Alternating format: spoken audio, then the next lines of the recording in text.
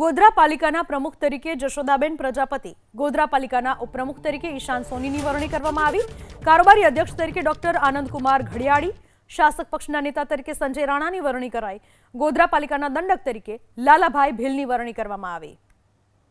ગોધરા પાલિકાના ઉપપ્રમુખ તરીકે ઈશાન સોનીની વરણી કરવામાં આવી છે। પ્રમુખ તરીકે જશોદાબેન પ્રજાપતિ રહેશે, તો કારોબારી અધ્યક્ષ તરીકે ડોક્ટર આનંદકુમાર ઘડિયાળીને કમાન સોંપવામાં આવી। શાસક પક્ષના નેતા તરીકે આરૂઢ રહેશે સંજય રાણા।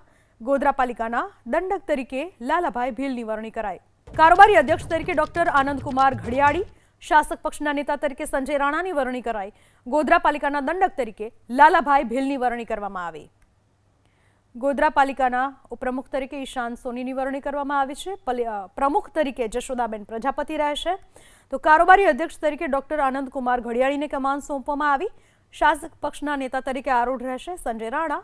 ગોધરા પાલિકાના દંડક તરીકે લાલાભાઈ ભીલની વરણી કરાઈ।